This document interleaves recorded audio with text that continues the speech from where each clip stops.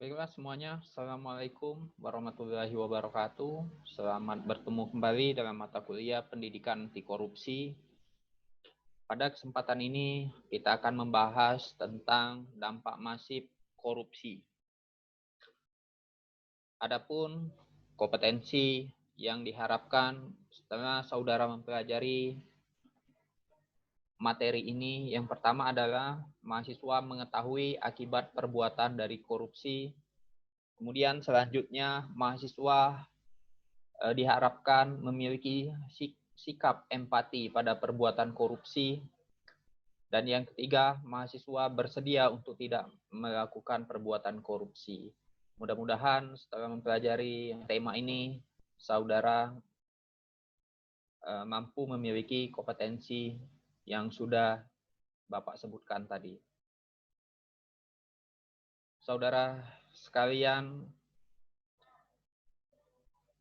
korupsi merupakan bentuk kejahatan yang terbilang sulit untuk diberantas. Hal ini disebabkan salah satunya adalah korban korupsi seringkali tidak merasa bahwa dia merupakan korban kejahatan ini. Mengapa demikian? Karena korban yang cenderung tidak langsung merasakannya. Namun ya, akibatnya akan terjadi kepada siapa saja secara acak di kemudian hari. Sebagai contoh, ketika alat kesehatan dikorupsi, kita tidak bisa menunjuk nama-nama siapa yang akan jadi korban. Namun bisa dipastikan suatu saat akan ada yang menjadi korban akibat ketidaktersediaan alat kesehatan yang seharusnya ada. Kondisi ini juga akan terjadi pada bentuk korupsi-korupsi dalam bentuk lainnya. Saudara semuanya, korupsi tidak saja berdampak pada satu aspek kehidupan saja. Namun, korupsi telah menimbulkan efek domino yang meluas terhadap eksistensi bangsa dan negara. Berdasarkan laporan Bank Dunia, Indonesia dikategorikan sebagai negara yang hutangnya sangat parah ya. Negara Indonesia termasuk ke dalam negara berpenghasilan rendah dalam kategori negara termiskin di dunia seperti Mali dan Ethiopia. Hal ini Bapak rujuk pada buku Kementerian Riset Teknologi dan Pendidikan Tinggi yang diterbitkan pada tahun 2018 halaman 38. Saudara sekalian, berbicara tentang dampak masif korupsi, korupsi memiliki berbagai efek penghancuran yang hebat terhadap berbagai sisi kehidupan bangsa dan negara, khususnya dalam sisi ekonomi, sebagai pendorong utama kesejahteraan masyarakat. Nah, dampak masif korupsi yang pertama adalah pada dampak ekonomi. Pada dampak ekonomi ini, korupsi memiliki berbagai efek penghancuran yang hebat, ya. Khususnya pada sisi kehidupan bangsa negara. Dalam sisi ekonomi sebagai pendorong utama kesejahteraan masyarakat. Menurut salah satu pakar, ya, hubungan antara korupsi dan ekonomi memiliki korelasi yang negatif dengan tingkat investasi, pertumbuhan ekonomi, dan pengeluaran pemerintah untuk program sosial dan kesejahteraan. Hal ini merupakan bagian dari inti ekonomi makro.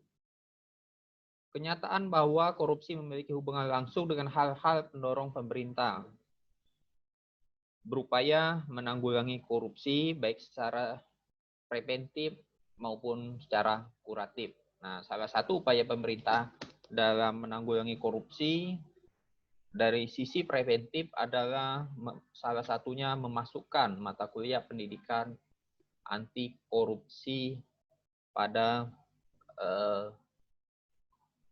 jenjang dan jalur pendidikan. Nah, di sisi lain, meningkatnya korupsi juga meningkatkan biaya barang dan jasa yang kemudian bisa melonjakkan hutang negara. Adapun dampak ekonomi itu, yang pertama adalah lesunya pertumbuhan ekonomi dan investasi. Mengapa hal itu bisa terjadi? Ya, karena korupsi dapat mempersulit pembangunan ekonomi dengan membuat distorsi dan ketidakefisienan yang tinggi. Dalam sektor privat, korupsi dapat meningkatkan ongkos niaga karena kerugian dari pembiayaan ilegal, ongkos manajemen dalam negosiasi dengan pejabat korup, dan resiko pembatalan perjanjian atau karena penyelidikan.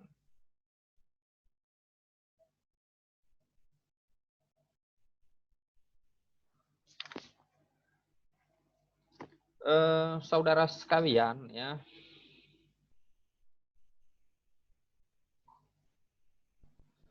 berdasarkan hasil penelitian yang dilakukan pada tahun 2016,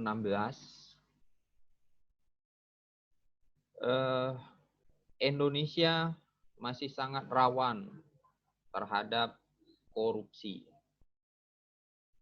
Hal ini bisa saja berakibat pada menyulitkan pertumbuhan investasi Indonesia, khususnya investasi asing, ya, karena para investor takut dana yang mereka tanam bisa dikorup oleh pejabat, ya. Nah, hal ini berdampak pada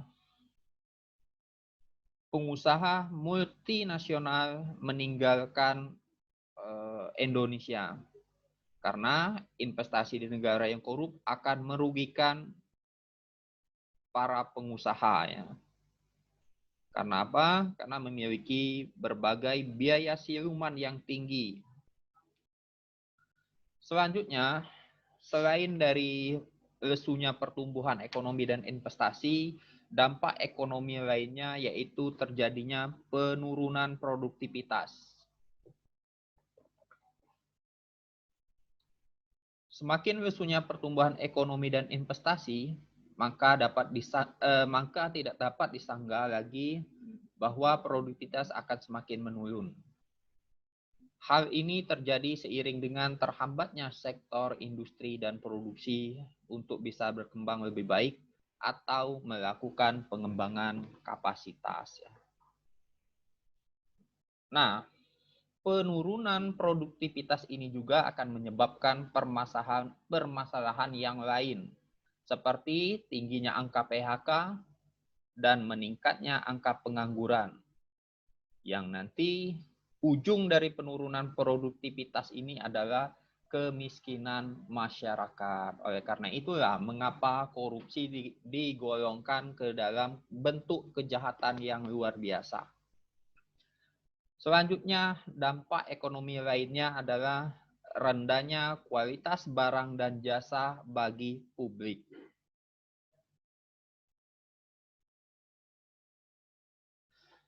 Nah, korupsi dapat menimbulkan berbagai kekacauan di dalam sektor publik.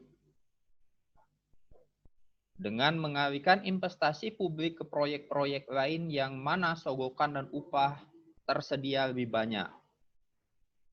Pejabat birokrasi yang korup akan menambah kompleksitas proyek tersebut untuk menyembunyikan berbagai praktek korupsi yang terjadi. Dan pada akhirnya, korupsi berakibat menurunkan kualitas barang dan jasa bagi publik dengan cara mengurangi pemenuhan syarat-syarat keamanan pembangunan, ya. Misal syarat-syarat material dan produksi, syarat-syarat kesehatan, lingkungan hidup, atau aturan-aturan lain. Korupsi juga dapat mengurangi kualitas pelayanan pemerintah dan infrastruktur dan menambahkan tekanan terhadap anggaran pemerintah. Dan yang keempat, dari sisi dampak ekonomi tadi adalah menurunnya pendapatan negara dari sektor pajak. Saudara semuanya, perlu diketahui bahwa sebagian besar negara di dunia ini mempunyai sistem pajak dan yang menjadi perangkat penting untuk membiayai pengeluaran pemerintah dalam menyediakan barang dan jasa publik. Sehingga bisa dikatakan bahwa pajak adalah suatu yang penting bagi negara. Di Indonesia sendiri dikenal beberapa jenis pajak, seperti pajak penghasilan, ya, PPH, pajak pertambahan nilai atau yang sering kita kenal dengan PPN, pajak bumi dan bangunan, PBB, bea materai, BM, dan bea perolehan hak atas tanah atau bangunan.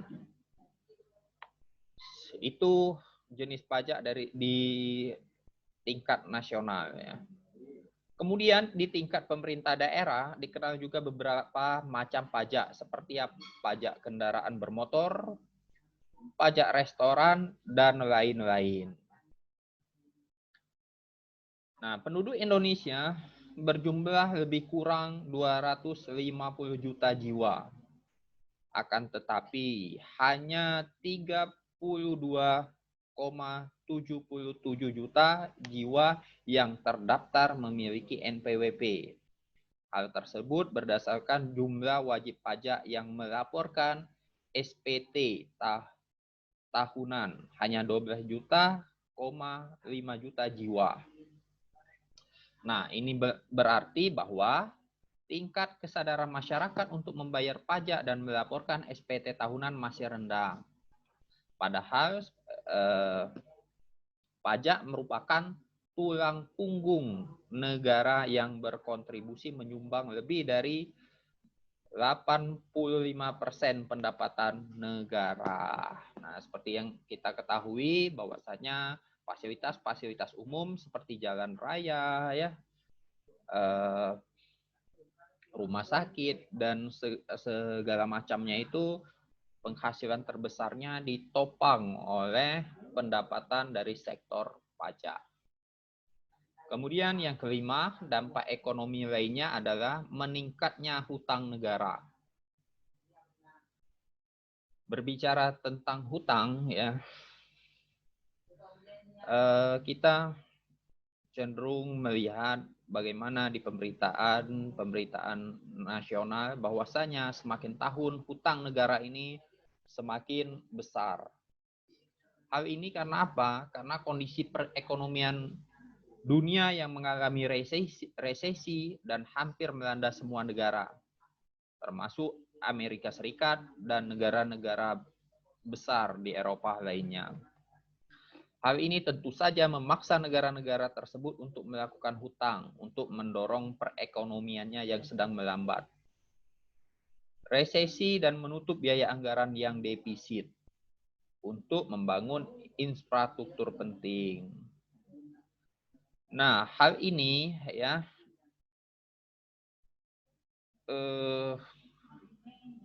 jika kita melihat pada kondisi Indonesia, korupsi yang terjadi di Indonesia diduga mengakibatkan kondisi di atas. Pada akhirnya akan meningkatkan hutang luar negeri yang semakin besar. Dari data yang diambil dari Kementerian Keuangan, soal hutang pemerintah Indonesia terakhir menyebutkan bahwa total utang pemerintah pusat tercatat mencapai 3.672,33 triliun. Itu data pada tahun 2017. Dan sekarang hutang Indonesia semakin lama semakin mengalami peningkatan. Oke, saudara semuanya, selanjutnya selain dampak ekonomi, korupsi juga berdampak pada kondisi sosial dan kemiskinan.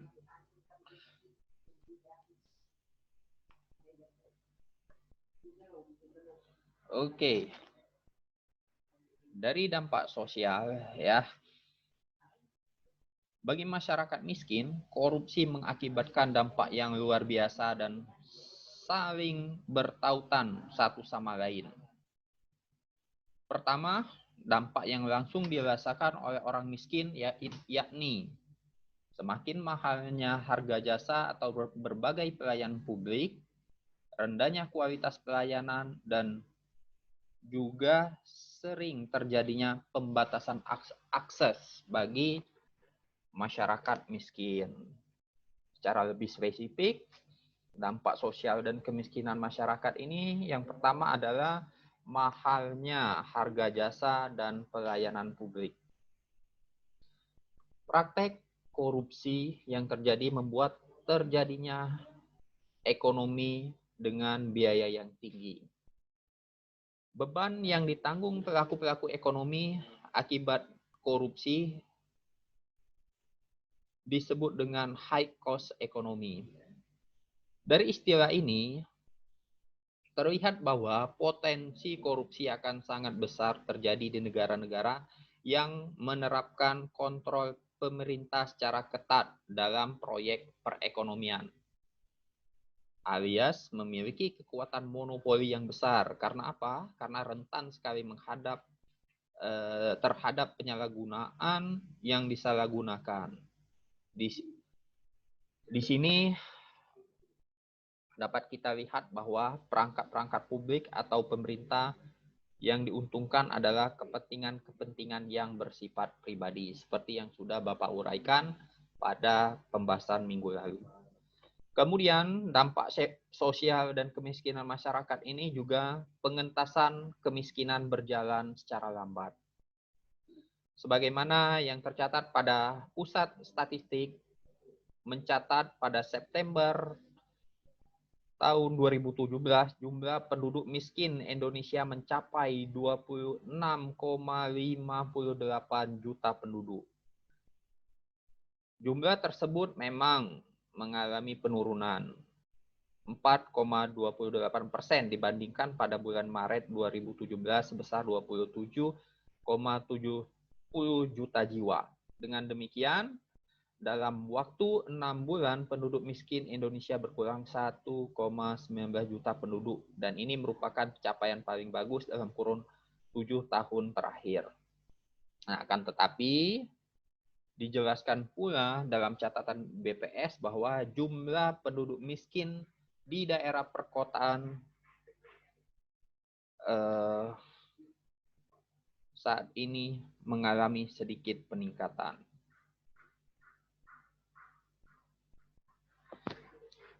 Nah, dengan adanya korupsi, program pemerintah dalam pengentasan kemiskinan mengalami perlambatan.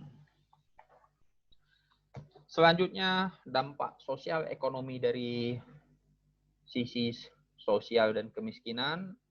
Yang ketiga adalah terbatasnya akses bagi masyarakat miskin. Korupsi yang telah menggurita dan terjadi di setiap aspek kehidupan mengakibatkan high cost economy, di mana semua harga-harga yang melambung tinggi dan semakin tidak terjangkau oleh rakyat miskin. Kondisi ini mengakibatkan rakyat miskin semakin tidak bisa mendapatkan berbagai macam akses dalam kehidupannya. Seperti yang kita lihat, ya,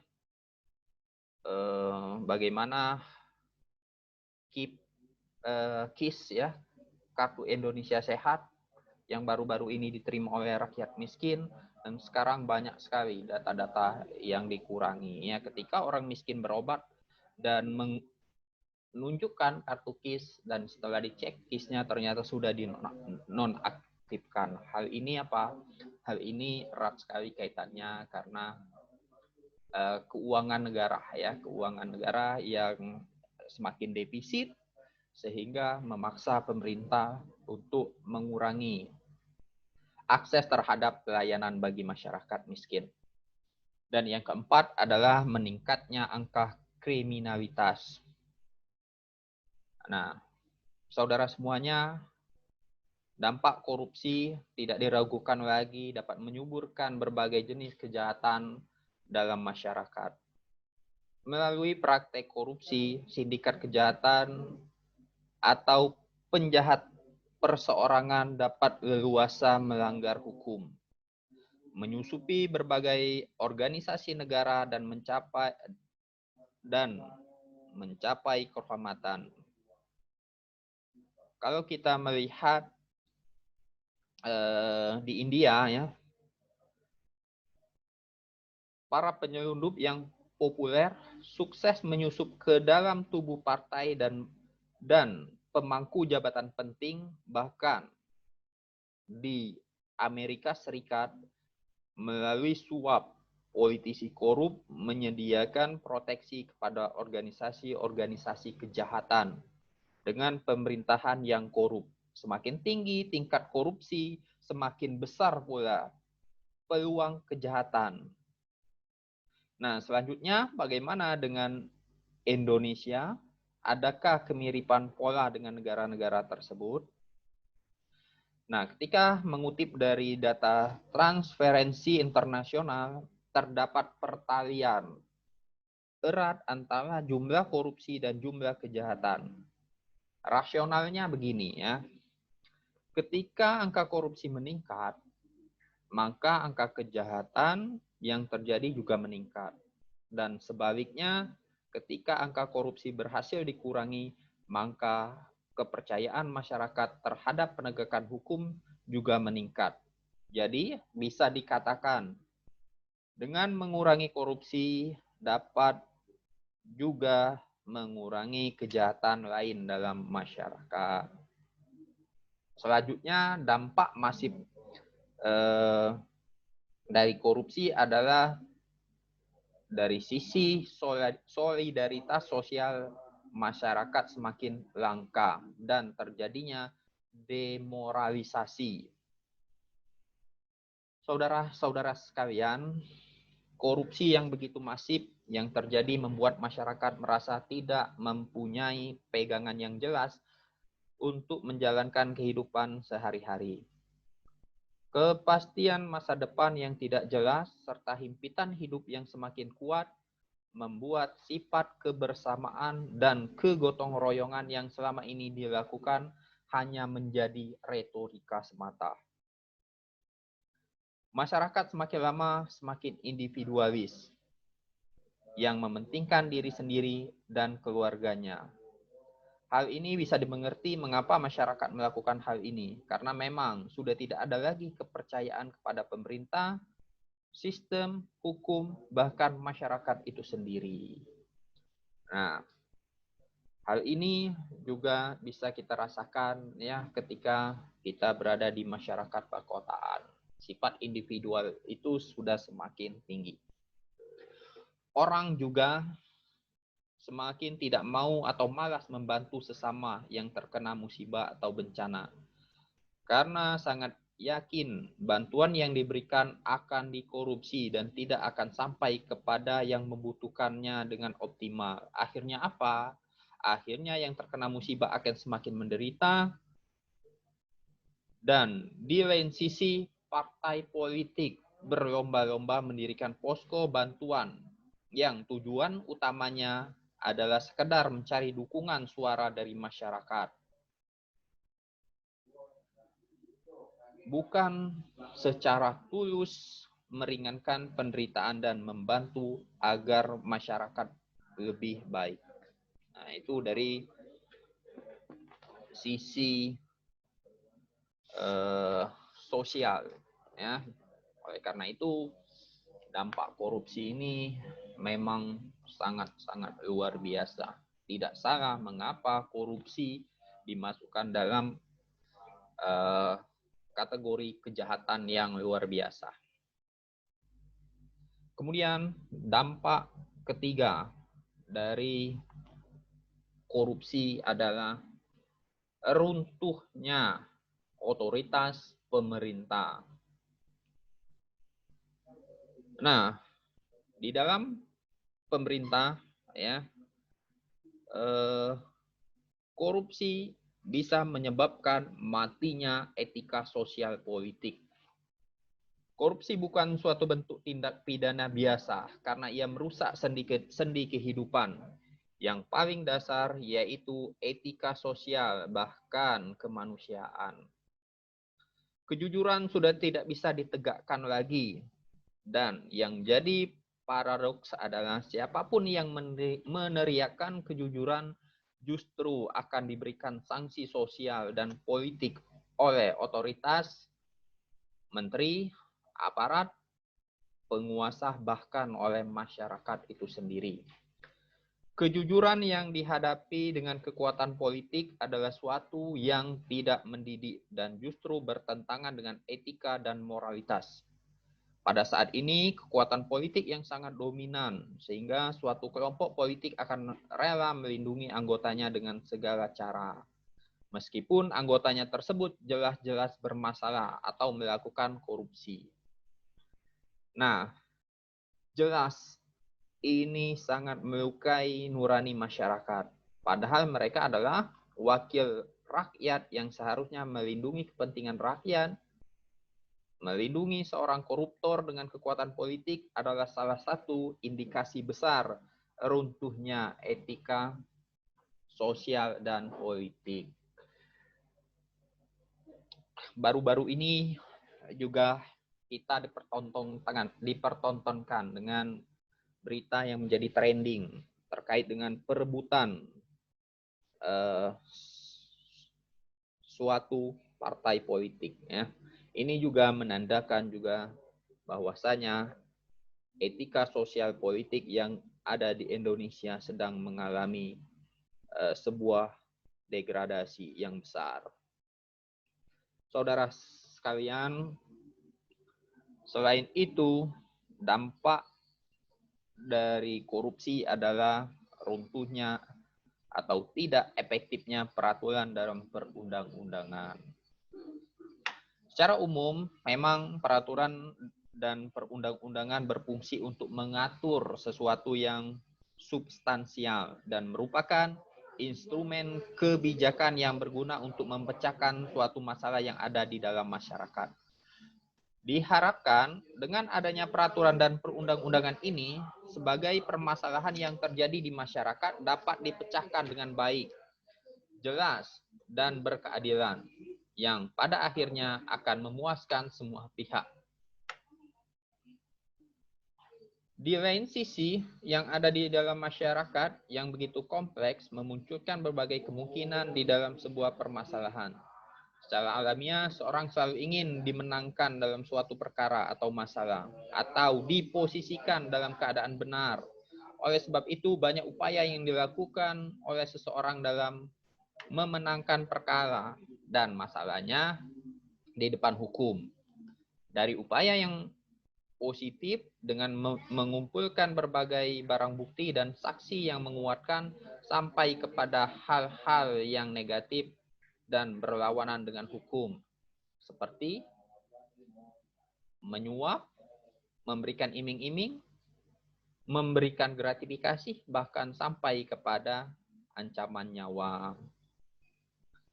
Namun, di sisi sebaliknya, aparat hukum yang semestinya menyelesaikan masalah dengan fair dan tanpa adanya unsur pemihakan seringkali juga harus mengalahkan integritasnya dengan menerima suap dan iming-imingan gratifikasi.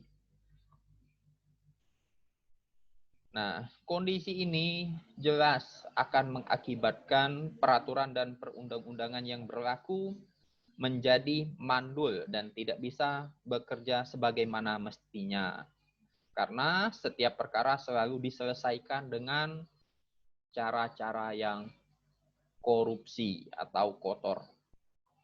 Dan yang selanjutnya adalah birokrasi tidak efisien.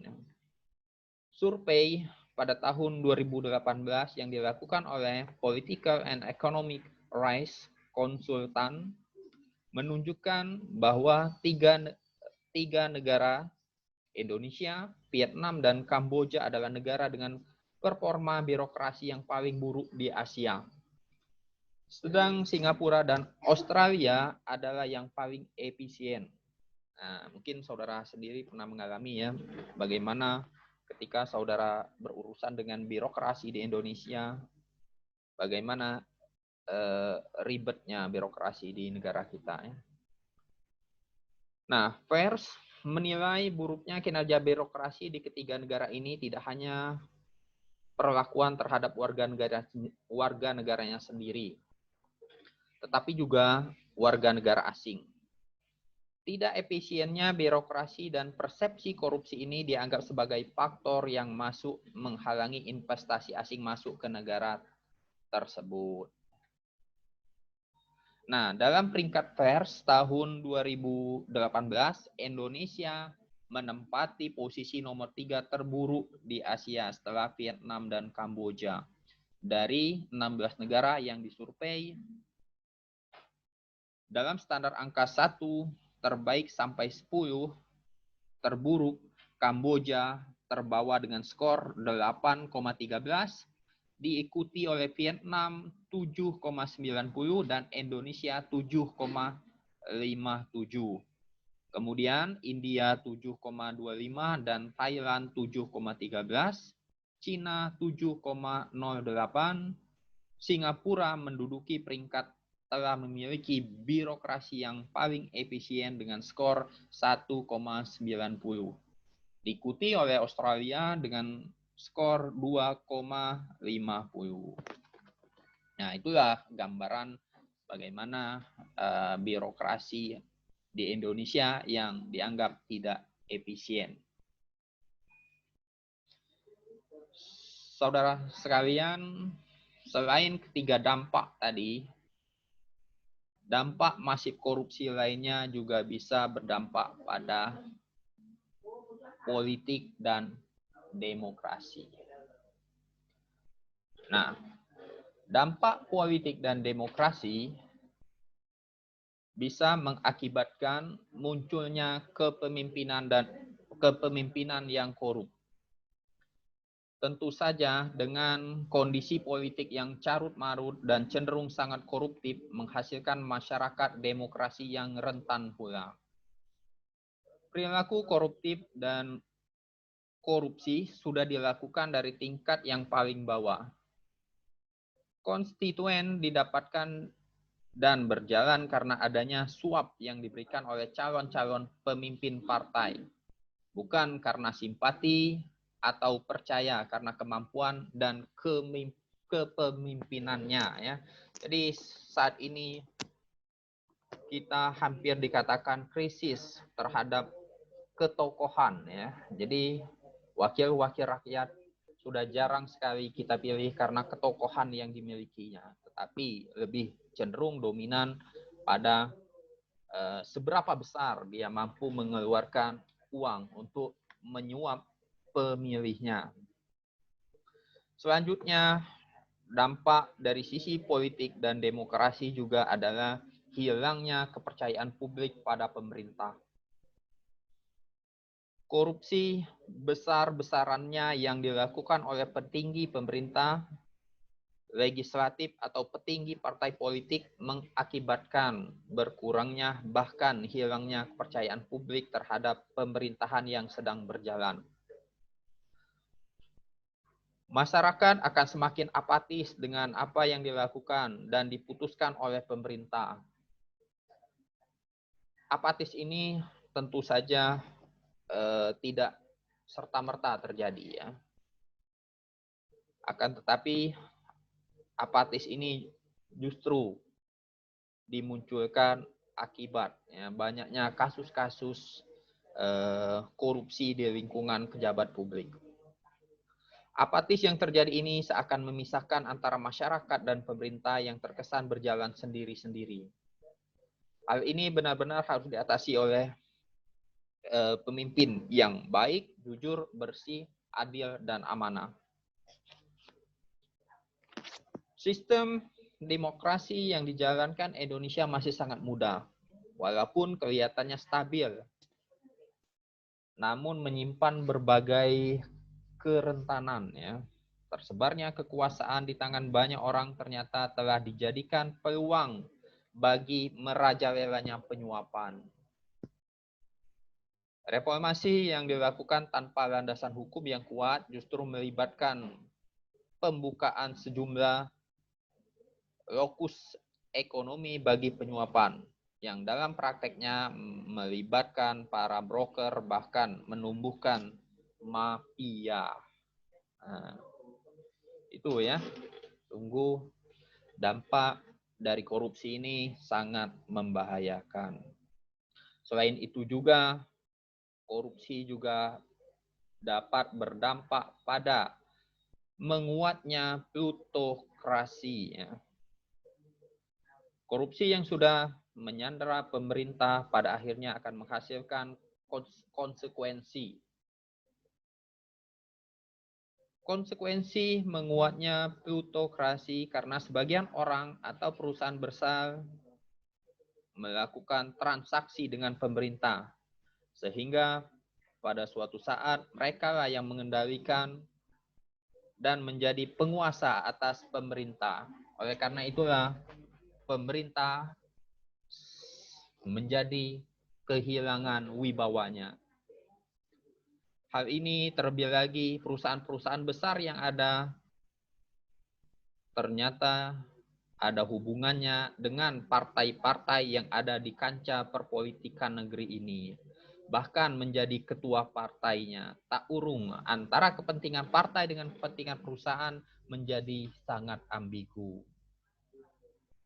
Nah, banyak perusahaan-perusahaan yang dikuasai oleh ketua-ketua partai politik, ya, entah itu bergerak di bidang bahan bakar dan energi, bahan makanan dasar, transportasi, perumahan, keuangan dan perbankan, bahkan media massa, di mana pada saat ini setiap stasiun televisi dikuasai oleh oligarki tersebut.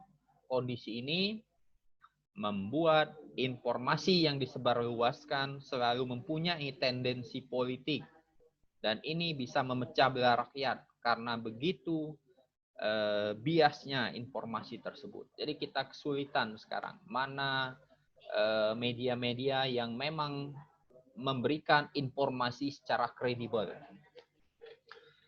Selanjutnya, dampak politik dan demokrasi lainnya adalah hancurnya kedaulatan rakyat. Dengan semakin jelasnya plutokrasi yang terjadi, kekayaan negara ini hanya dinikmati oleh sebagian kecil kelompok tertentu, bukan oleh rakyat yang seharusnya. Perusahaan besar mengendalikan politik dan sebaliknya juga politik digunakan untuk keuntungan perusahaan besar. Sedangkan kalau kita melihat sisi lain politik, seharusnya ya kedaulatan itu ada di tangan rakyat. Akan tetapi yang terjadi sekarang, kedaulatan ada di tangan partai politik. Hal ini terjadi karena banyak anggapan bahwa partailah bentuk representasi rakyat. Karena partai adalah dari rakyat dan mewakili rakyat. Sehingga banyak orang yang menganggap bahwa wajar apabila sesuatu yang didapat dari negara dinikmati oleh partai. Bagaimana saat ini kita melihat bagaimana pertarungan keras partai politik untuk memenangkan pemilu. Ya, bisa dibayangkan berapa jumlah uang yang beredar pada saat tahun politik. Ya, yang tujuannya tentu saja modal yang sudah dikeluarkan pada tahun politik itu ya akan berupaya dikembalikan. Dari mana mengembalikannya? Ya dari merebut kekuasaan itu sendiri. Nah itulah saudara sekalian ya, apabila korupsi terjadi di Indonesia akan mengakibatkan berbagai dampak yang sangat mengerikan bagi rakyat Indonesia. Selanjutnya, selain dampak terhadap politik dan demokrasi, dampak lainnya adalah penegakan hukum, ya, dari sisi penegakan hukum. Dari sisi penegakan hukum, bahwasanya tampak dengan jelas bahwasanya fungsi pemerintahan menjadi mandul. Karena apa? Karena korupsi telah mengikis banyak kemampuan pemerintah untuk melakukan fungsi yang seharusnya.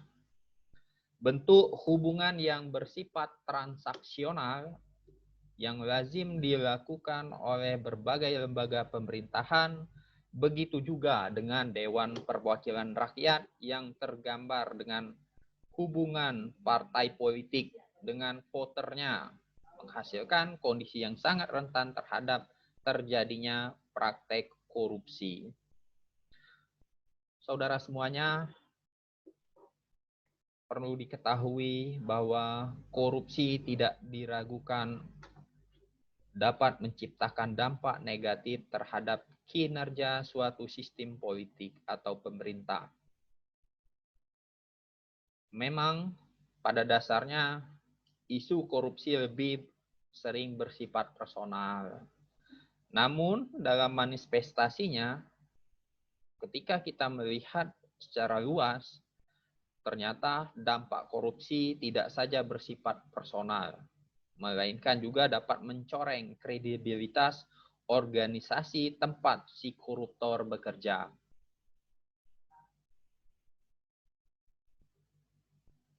Pada tataran tertentu, imbasnya dapat bersifat sosial. Korupsi yang berdampak sosial sering bersifat samar dibandingkan dengan dampak korupsi terhadap organisasi yang lebih nyata.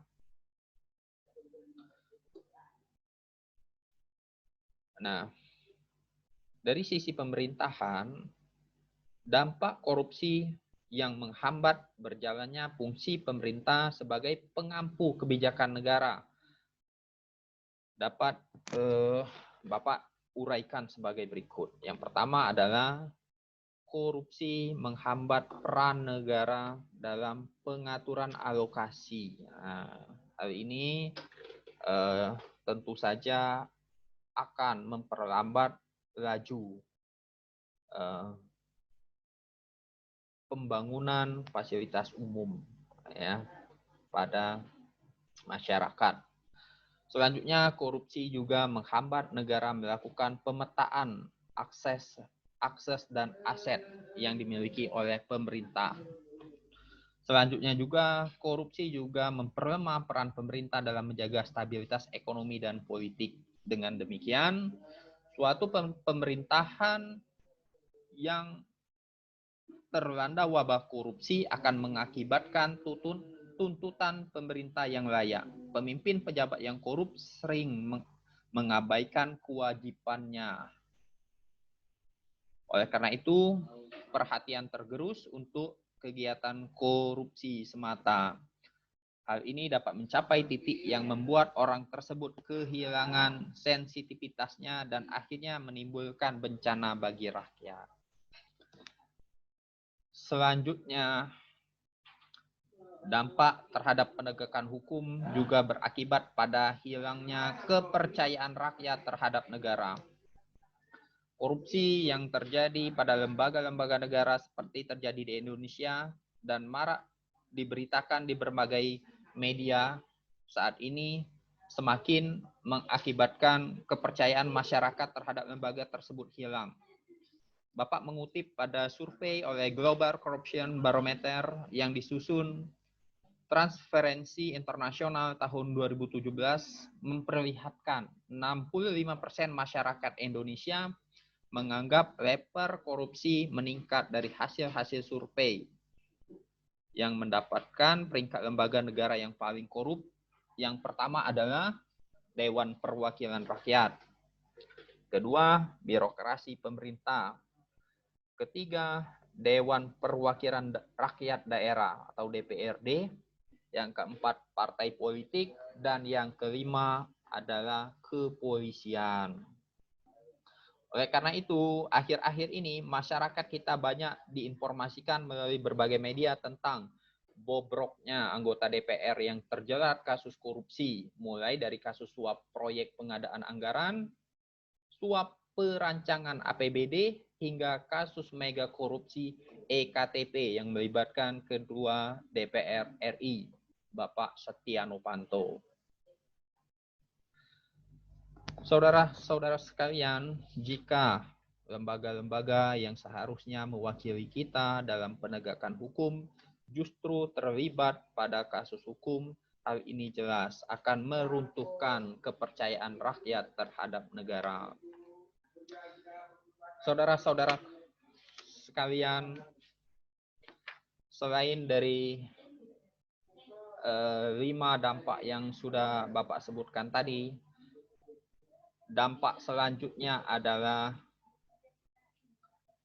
dampak terhadap pertahanan dan keamanan. Hal ini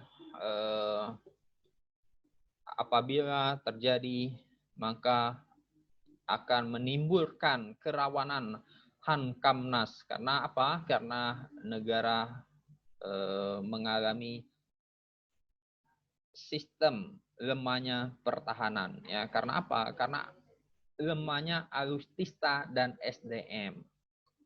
Saudara semua harus mengetahui bahwasanya Indonesia adalah negara nomor 5 terluas di dunia. Dengan luas daratan keseluruhan mencapai 1.919.044 km dan luas lautan mencapai 3,2 juta kilometer persegi. Indonesia adalah negara kepulauan terbesar di dunia yang mempunyai 17.508 pulau. Indonesia terbentang antara 6 garis lintang utara sampai 11 garis lintang selatan dan 97 derajat sampai 140 derajat garis bujur timur, serta terletak antara 2 benua, yaitu benua Asia dan Australia.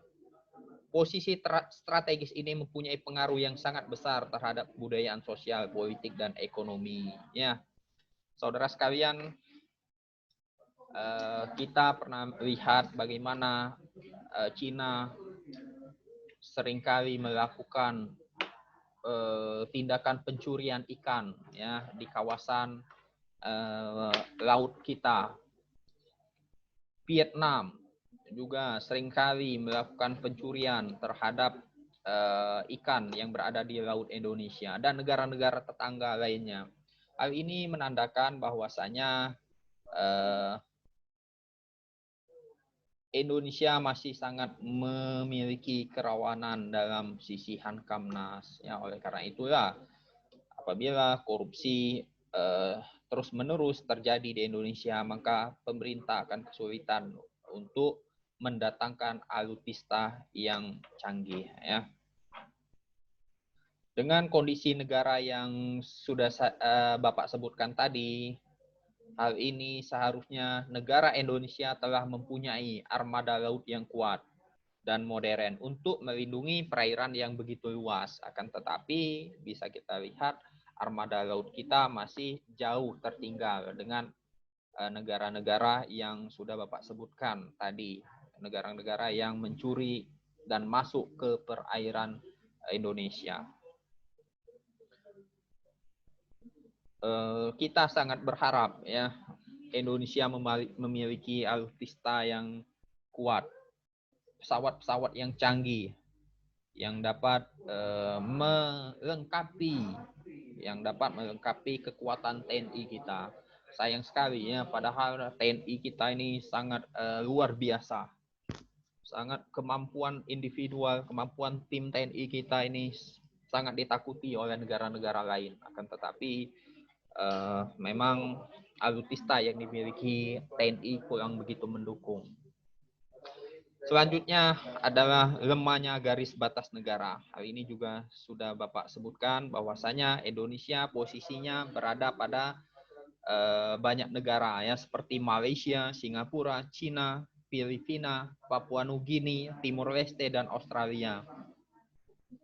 Perbatasan yang berbentuk perairan maupun daratan rata-rata terisolir ya, mempunyai fasilitas yang terbatas seperti jalan raya, listrik, energi, air bersih dan sanitasi, gedung sekolah dan pemerintahan dan sebagainya. Kondisi ini jelas mengakibatkan masyarakat yang hidup di wilayah perbatasan harus menanggung tingginya biaya ekonomi, dan ini justru akan mengakibatkan kemiskinan bagi rakyat Indonesia. Selanjutnya dari sisi Hankamnas tadi adalah menguatnya sisi kekerasan dalam masyarakat. Hal ini jelas ya berkorelasi dengan kondisi kemiskinan yang ada dan akhirnya memicu berbagai kerawanan sosial yang semakin membuat masyarakat frustasi menghadapi kerasnya hidup. Baiklah saudara-saudaraku sekalian, mahasiswa-mahasiswa program studi pendidikan guru sekolah dasar serta mahasiswa program studi bimbingan dan konseling yang sedang menyimak materi ini. Selain keenam dampak tadi, masih ada juga dampak yang disebabkan oleh korupsi, yaitu dampak kerusakan lingkungan. Dari dampak ini bisa berakibat pada menurunnya kualitas lingkungan. Dalam setiap tahunnya sampai dengan tahun 2017, Indonesia kehilangan hutan seluas 644.000 hektar akibat pembakaran liar, ya, kebakaran hutan, perambahan hutan, dan alih fungsi hutan. Bapak mengutip dari data yang dirilis oleh Badan Penanganan dan Pertanian yang diambil dari data Global Forest Resource Assessment menyatakan bahwa Indonesia menempati peringkat kedua tertinggi kehilangan hutan setelah Brazil. Menurut data terbaru dari Kementerian Lingkungan Hidup dan Kehutanan di Indonesia, total luas hutan saat ini mencapai 124 juta hektar, dan hutan Indonesia disebut sebagai mega diverse country karena memiliki hutan terluas dan keanekaragaman hayatinya terkaya di dunia. Akan tetapi akibat dari adanya keserakahan individu dan adanya kepentingan ekonomi, maka para oknum-oknum itu sengaja melakukan eksploitasi terhadap hutan itu, ya, demi untuk apa? Ya, tidak lain demi untuk mendapatkan keuntungan pribadi. Akan tetapi setelah mereka menghisap hutan-hutan itu, mereka tidak mau melakukan reboisasi. Itu yang mengakibatkan pada penurunan kualitas lingkungan. Dan yang selanjutnya adalah menurunnya kualitas hidup manusia. Nah, tentu saja dengan lingkungan hidup yang telah rusak tadi, akibat dari pembakaran hutan akan menyebabkan menurun kualitas lingkungan itu sendiri, ya. Namun lebih jauh juga akan berdampak terhadap menurunnya kualitas hidup manusia yang ada di dalam serta kualitas hidup global. Saudara semuanya juga harus diketahui bahwasanya Indonesia ini adalah paru-paru dunia, ya. Apabila paru-paru itu dirusak, maka bisa menurunkan kualitas hidup manusia. Oke, semuanya selanjutnya di dampak yang ke-8 adalah dampak terhadap ketahanan budaya dan religiusitas. Nah, dampak ini tentu saja akan mengakibatkan rusaknya cara berpikir logis. Karena apa? Karena budaya yang sudah lama mengakar di Indonesia yang muncul dari cara berpikir nenek moyang yang merupakan wujud kearifan lokal bisa saja dalam sekejap rusak dan hilang dari bumi yang dipijaknya. Hal ini bukan disebabkan karena tergerus oleh abad modern yang menawarkan hal-hal baru dalam kehidupan seperti teknologi, material, cara peralatan, dan pemikiran baru. Justru dengan munculnya abad modern banyak yang bisa kita petik manfaatnya dalam mempertahankan kebudayaan. Nah, saudara-saudara semua, bahwasanya koruptor selalu berpikir bagaimana cara mendapatkan keuntungan dengan cara-cara cepat dan keji. Dengan jalan manipulasi berbagai data, informasi, bahkan merubah cara berpikir orang, sehingga seolah-olah korupsi yang dilakukan kelihatan wajar dan tidak berlawanan hukum. Sesuatu yang benar dengan serta-merta dibuat menjadi salah, dan sebaliknya, yang salah dibuat seolah-olah menjadi benar. Begitulah kekuatan dari uang ya, dan dapat merusak cara berpikir logis. Selanjutnya, memudarnya nilai budaya. Akibat dari cara berpikir logis yang rusak pada akhirnya akan menggerus nilai-nilai budaya yang ada pada negeri ini. Maka tidak heran kalau kita sekarang sudah mulai terlihat tanda-tanda kerusakan yang diakibatkan pada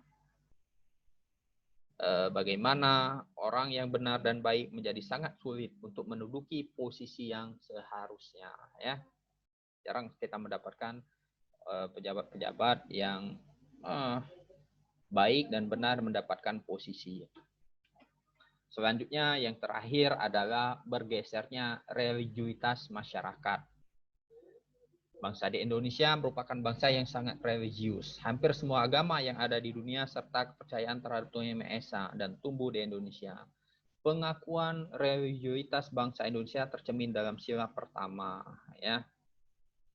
Akan tetapi kita bisa lihat berbagai kasus korupsi juga tidak terhindar juga dari sektor agama, mulai dari korupsi pengadaan kitab suci Al-Quran yang melibatkan bapak dan anak yang merupakan petinggi partai politik besar di Indonesia.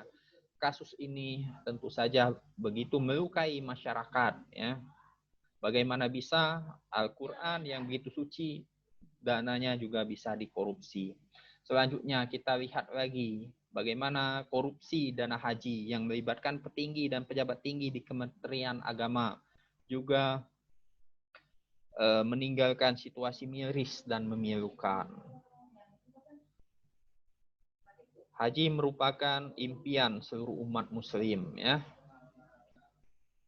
Namun pelaksanaan rukun Islam yang kelima ini justru dananya dikorupsi juga oleh oknum-oknum di Kementerian Agama.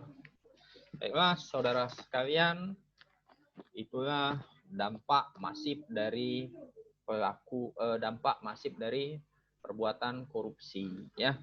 Untuk itu, apabila ada hal-hal yang belum jelas, ya, marilah kita diskusikan bersama-sama terkait dengan dampak-dampak masif korupsi dan bagaimana upaya atau cara kita selaku mahasiswa dapat mencegah terjadinya tindakan korupsi. Dan paling tidak setelah mempelajari materi ini, saudara sekalian dan kita semua memiliki komitmen yang tinggi, ya, bahwasanya kita harus memiliki komitmen untuk melawan korupsi. Baiklah, kalau ada hal-hal yang ingin ditanyakan, marilah kita diskusikan pada forum diskusi pada sistem informasi akademik kita. Baiklah semuanya, Bapak akhiri materi kita pada pertemuan ketiga kita ini kita akhiri. Wabillahi taufiq wal hidayah. Assalamualaikum warahmatullahi wabarakatuh.